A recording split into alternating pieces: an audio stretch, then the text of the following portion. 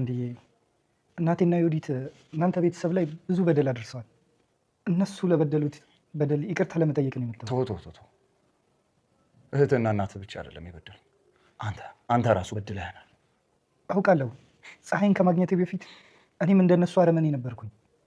አሁን ግን እድሜ ለፀሐይ ህይወቴ በአዲስ ጎዳና ላይ ትገኛለች። ወሬውን ተውና ለምን እንደመጣ ብቻ ንገረኝ። ፍርድ ቤት ወስዶት ነው። አቃቤ ሕግ ክስ መስርቶበታል። እኔ ደግሞ ማንቁርቶትን ይዤ ሲፈረድቦት ለማየት ፍርድ ቤት ወስዶታል። አይሆንም፣ አይፈረድብኝም። ተሸንፏል። ወይዘሮ ወርቄ አብቅቷል። እማዬ ነጠላለሽ እንዴ? ነጠላ ምን ይሰራልሻል? ቤተክርስቲያን ልሄድ እንዳትዪ ብቻ። ሄዳለሁ። እውነት ቤተክርስቲያን ለመሄድ ነው ነጠላ የፈለግሽው? አዎ። አትዋሺ። የፈለግሽው ለምንድን ነው?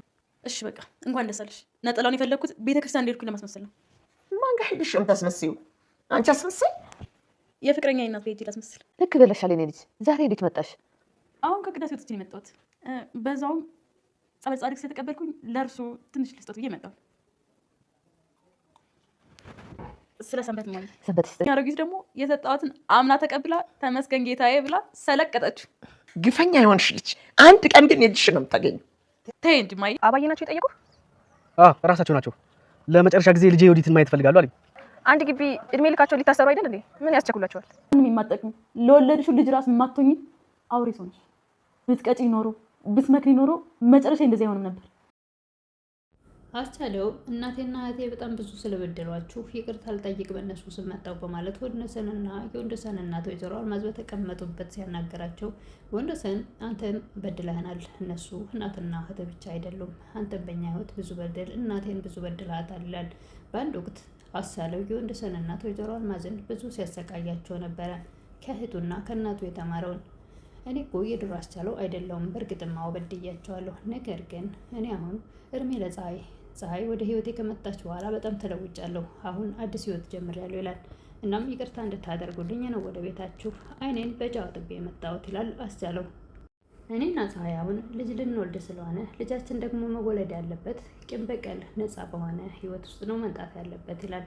እናም ይቅርታ እንድታደርጉልኝ ፈቃዳችሁ ቢሆን ይላል። የወንደሰን እናትም ይቅርታ ልብ ካለህና በደልክን አውቀህ ከተጸጸትክ ይቅር ብያለሁ ልጄ ይላሉ የወንደሰን እናት ወይዘሮ አልማዝ።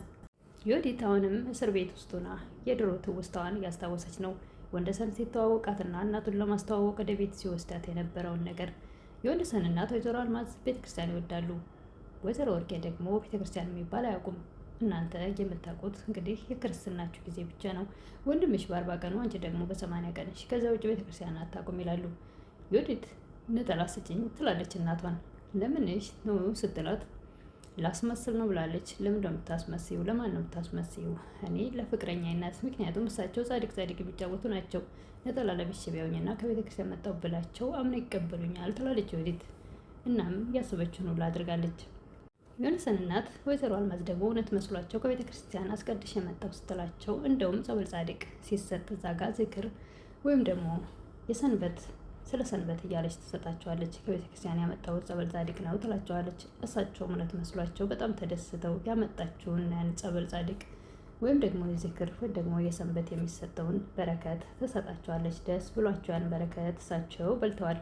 እሷ ግን ቤት ሄዳ ወደ እናቷ ተቀልድባቸው ነበር። እውነት መስሏቸው ከመንገድ ላይ ገዝቼ ያመጣሁትን እሳቸው በሚያሳዝን ሁኔታ የምትናገረው ቃላት እውነት መስሏቸው ጭራሽ ጥርቅም አድርገው በሉ ትላለች። ከእናቷ ጋር ትሳሳቅ ነበረ፣ ትሳለቅ ነበረ። እሳቸው ግን ስላመኑበት ተጠቅመውበታል። እሷ ከመንገድ ገዝታ መጣች ሳይሆን ከቤተ ክርስቲያን የመጣ በረከት ነው ብለው እሳቸው ተጠቅመዋል። ነገር ግን እሷ ተጎዳችበት ማለት ነው። እግዚአብሔር ጋር በእግዚአብሔር ስም መቀለድ አይቻልም። በቤተ ክርስቲያን ቀልድ የለም። ከየትም ታምጣው እሳቸው ግን የእግዚአብሔር ቤት ከእግዚአብሔር ቤት የመጣ በረከት ነው ብለው ስላመኑበት እሳቸው ተጠቅመውበታል ማለት ነው። እንግዲህ የምንማረው ከዚህ ነው። የሚያምንና የማያምን ልዩነቱ እዚህ ጋር። ወደ እምነት ገባሽ እንዳትሉኝ ግን ይቅርታ አድርጉልኝ። እነሱ እዚህ ጋር የሚያሳዩት ነገር ስለሆነ ያን ነገር እንትን ለማለት ነው። ወይዘሮ ወርቄም እዛው እስር ቤቱ ነው። ወርቄ መጨረሻሽ የሆነ በቃ እያሉ እንግዲህ ፖሊስ የሰጣቸውን ቶታ ለብሰው የሚቀያየሩበትም የለም። አረምም ሂዳ ላስፈታወት ገንዘብ ስጡኝ ትላቸዋለች። በደስታ ተቀብለው ነበር እውነት መስሏቸው። ነገር ግን ይሄ ቀልድ ነው። እርስዎ መቼም በገንዘብ ሁሉ ነገር ማድረግ ስለሚመስሎት ያን ለማየት ነው የእርስዎን ሀሳብ የእርስዎን ግምት ለመስማት እንጂ በፍጹም አላደርገውም ትላቸዋለች። የሁሉ ሰው መጫወቻ መቀለጃ ሆንኩ አይደል አንቺ አመዳም ይላሉ ወይዘሮ ወርቄ። ደግሞ አንቺም በእኔ መቀለድ ጀመርሽ አይደል? አዎ እንደዛ አይንቁኝ ነበር አይደል? እንደ ሰው አይቆጥሩኝም ነበር አይደል? ስለዚህ አሁን ጊዜውን ተጠቅሜ ልቀልድበት እንጂ ትላለች አለም።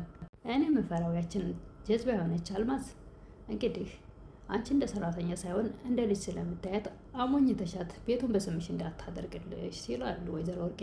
ያ ቤት መቼም ለዮዲት ብለው ስለሚመኙት ከመጀመሪያም የሁሉ ክፋት ሲሰሩ የነበረው ያ ቤት ለዮዲት ይሆናል። የልጇ ሚስት ስለሆነች አንድ ልጇ ስለሆነ በጭራሽ ለሌላ ሰው አታደርገውም። ይህን ቤት በወንደሰን ሳይሆን በልጄ ስም ታደርገዋለች የሚል ነበር ያን ሁሉ ግፍ ሲሰሩ የነበረው። አሁንም እዛው እስር ቤት ነው የወንደሰን እናት ቤት የወይዘሮ አልማዝ ቤት አሳስቧቸዋል ወይዘሮ ወርቄ።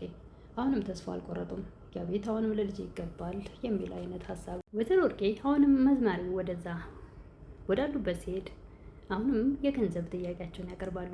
እናትክን እና ቤተሰብክን ጥሩ ሁኔታ እንድታኖር ለምንድን ነው እኔን ከዚህ የማታስወጣኝ ይላሉ።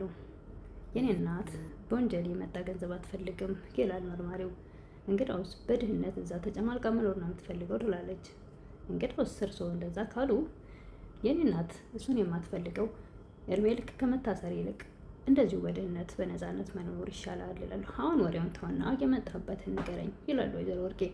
እንግዳውስ ፍርድ ቤቱ ይፈልገውታል፣ አቃቢ ሕጉ ከሶታል ይላሉ። በጭራሽ አይፈረድብኝም ይላሉ። ተፈርዶበታል፣ በቃ የእድሜ ልክ እስራት። እኔ ደግሞ ጉሮሮ ትናንቄ ወስጄ ሲፈረድበት ማየትና መደሰት ነው የምፈልገው እስካሁን የደከምኩበትን ይላል መርማሪው። ወይዘሮ ወርቄም አልሞት ባይ ተጋዳይ በጭራሽ አይፈረድብኝም ይላሉ። አሁንም ወይዘሮ ወርቄ አብቅቷል እኮ በቃ ተሸንፈዋል። ከዚህ በኋላ አማራጭ የለዎትም ከእድሜ ልክ እስር በስተቀረ። አሁን እንግዲህ እርስዎ ከዚህ የሚወጡበት መቼም በሬሳ ሳጥን ነው። ይሄ ነገር ተደጋገሙባቸው። መድኃኒትም ብላቸው ነበረ፣ አለምም ስትላቸው ነበር፣ ወንደሰንም ብሏቸዋል። ሁሉም እየመጡ በሬሳ ሳጥን ካልሆነ በስተቀር ከዚህ አይወጡም ይሏቸዋል። ወይዘሮ ወርቄ ግን በጭራሽ እኔ ሞች አልወጣም፣ አሁን እንደትም ሆነ እንደትም መውጣት አይቀርም፣ ያኔ እናንተ ታፍራላችሁ ይላሉ። አሁን እንግዲህ ያ ነገር ሁሉ አልፏል። እሱ እስካሁን በህልሞት ካልሆነ በስተቀር አሁን ግን ሊሆን አይችልም። ያ የቀልዱና ሲቀልዱበት የነበሩት ጊዜ አልፏል። ወይዘሮ ወርቄም በስተመጨረሻ ለመጨረሻ ጊዜ ልጄን ማየት ፈልጋለሁ ብለው ወዳሉበት ክፍል እንድትጠራ አድርገዋል። ዮዲትም አሁን ምን ለማድረግ ፈለግሽ? ያኔ ነበር መጠንቀቅ ያለብሽ። አሁን እኔ ምንም ላደርግሽ አልችልም፣ እንተባበር እንጂ እኔና አንቺ መውጫ መንገድ አናጣም ይላሉ። መርማሪ መድኃኒትም ምን አስቸኮላቸው? አንድ ግቢ እኮ እድሜ ልክ ሊታሰሩ ነው። ዮዲትም እናቷን እኔና አንቺ አንድ ሆነን ከተባበረን መውጫ አናጣም ሲሏት፣ እንደውም በአንቺ መንገድ ባልሄድ ኖሮ እስካሁን እዚህ ባልተገኘው ነበረ። የማልፈልገው በህይወቴ ሁሉ የምጠላው ነገር ውስጥ የገባሁት በአንቺ ምክንያት ነው። ካሁን በኋላ አንቺን መተባበር አይደለም በፍጹም ላይሽ አልፈልግም ትላለች ዮዲት። እሳቸውም ተስፋ አልቆረጡም። ልጄ እባክሽ እርጅኝ፣ እንዳይፈረድብኝ፣ ከመፈረድ በፊት አድኝኝ ይላሉ። የሁሉ ነገር ተጠያቂ ራስሽ ነሽ ትላለች ዮዲት። ወይዘሮ ወርቄም አንቺ ክፉ የሆንሽ ልጅ ራስሽን ውቀሺ፣ በሰው ሁሉ ፊት በትምህርት ቤትም ሆነ የምጠላ እንጂ የምወደድ ልጅ አድርገሽ አላሳደግሽኝም። አንቺ በሰው ሁሉ ፊት የምጠላ ልጅ አድርገሽ አሳደግሽኝ። የራስሽን ክፋት በአይምሮ የስለሽ በአይምሮ የቀርጸሽ ሁሉም አሁን ከኔ የምትጠብቂያለሽ። ያንቺ ክፋት ነው በእኔ ልብ ያለው እንጂ መልካምነት ከየት የመጣ ነው? ስለዚህ አሁን ከኔ የይቅርታ ልብ እንዳትጠብቂ